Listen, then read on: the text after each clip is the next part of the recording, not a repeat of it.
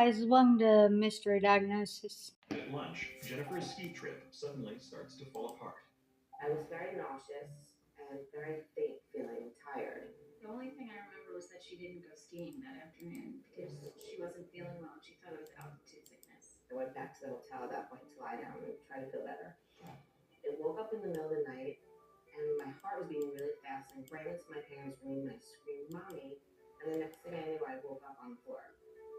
My mother called the doctor, and the doctor said it sounded like altitude sickness because fainting is a symptom of altitude sickness. So they put me into her bed, and about an hour later, I fell back to sleep. I stayed in bed for the next 3 days, barely eating and drinking a lot of water, still taking the aspirin 3 times a day. But Jennifer doesn't get better.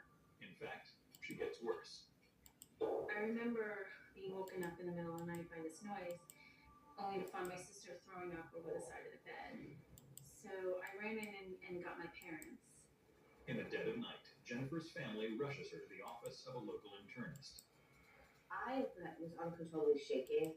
I think because it was so cold and I was pale white. I diagnosed that I was bleeding internally.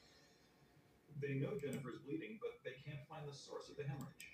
Jennifer is rushed to the nearest hospital.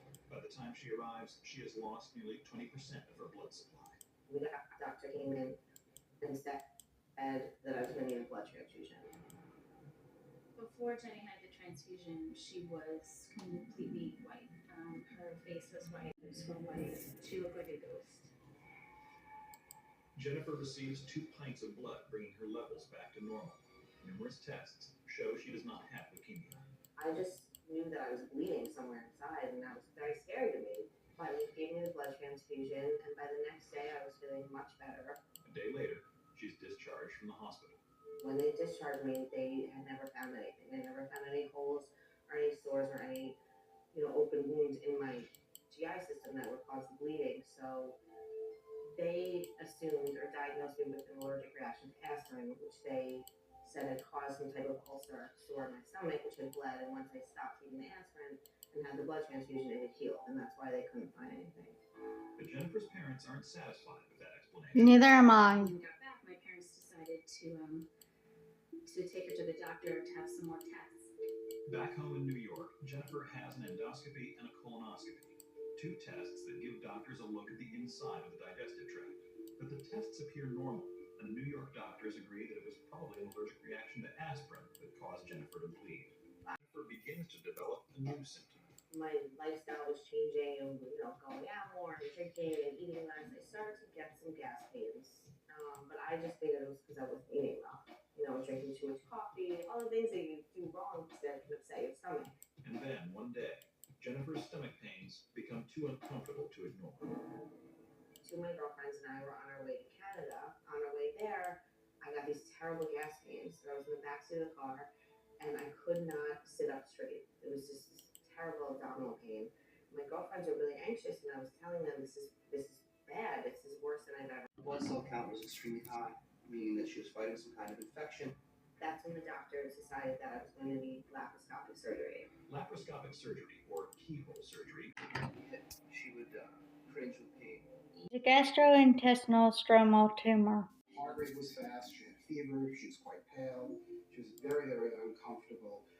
Had laboratory data conclusive for a large infection somewhere, had a mass present in the abdomen, in the left side of the abdomen. We're dealing with each other, explaining the fact that she may or may not have to be reoperated on, and that she was very ill. He proceeded to tell us that he took out like 1.5 or 2 feet of her intestines, and that if the recovery process did not go well over the next couple of days, that it could be catastrophic. In 3 days, tests show that Jennifer's intestine has mended properly. She won't need additional surgery. That's great. But on the day Jennifer is leaving the hospital, she gets bad news from Dr. Reiner. Dr. Reiner told us that the pathology reports are back and that it is malignant cancer. The pathologist came and read this as a GIST tumor. A GIST is a cancerous tumor that grows in the supporting tissue of the digestive tract. If it gets big enough, it can cause pain, internal bleeding, and an ulcer. Left undetected, it can metastasize. 1 month later, Jennifer is put under the care of an oncologist and begins a treatment to prevent the regrowth of cancer cells. He has decided to put me on medicine originally used for leukemia patients. 6 months later, Jennifer is cancer-free. Now I'm great. My insides are functional like a normal person. And therefore, the rest of my body is getting all these nutrients that I think it was being deprived of for a really long time. So my nails are stronger, my hair is shinier.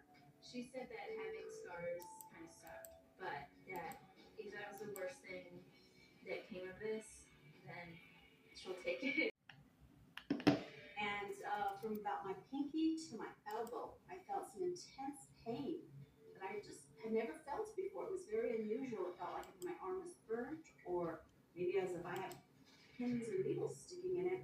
I asked her if she had slept wrong or had burned herself that she wasn't aware of, or done something that might have brought on the pain. She couldn't recall anything that may have done that. Joyce takes some ibuprofen in hopes that the pain will go away overnight. I woke up in the morning, I still had the same sensations in my arms. So at that point, I decided I would make an appointment with my family physician. He did a general neurological exam. He told me, well, possibly it's carpal tunnel. Beginning to spread to her other arm. It was really beginning to concern me. It became evident that the carpal tunnel was progressing, or it was something else, and in the back of my mind, the something else started to take center stage.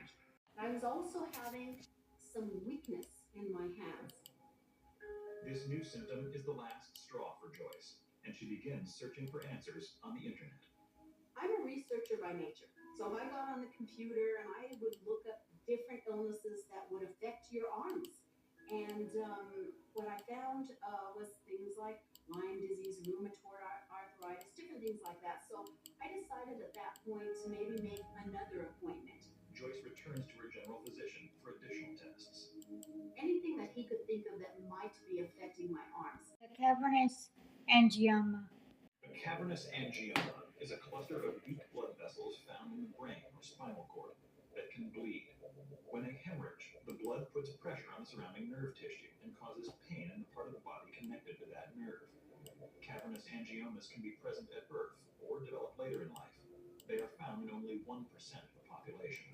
In talking to Joyce further, it was clear that it had probably bled several times, and each time it bleeds, there is a risk of losing strength and sensation in the arms and legs, potentially even being paralyzed. He said every time it bled into the spinal cord, that is when all of the symptoms of my arm would happen. Joyce hit her arms because it was a way to distract the nervous system and allow less of the painful sensations arising from the spinal cord damage to reach her brain. It's always a little scary to hear diagnosis. We got a call from the operating room that they finished surgery. Later, Joyce is released from the hospital and sent home. The outlook for Joyce is bright. The cavernous angioma that was causing most of her problems has been very successfully treated, and we're hopeful that it'll stay that way. For about 12 years now, I've been a genealogist. I started working with the Angioma Alliance, which is a support group for people who have this illness. We have even been able to go back to the year 1560 and discover who the founding grandparent was in New Mexico who had this illness. She's been a good source of information for people. I know she has a lot of people that email her. To have the opportunity to keep on going and maybe make a difference in someone's life, that's what's really important to me.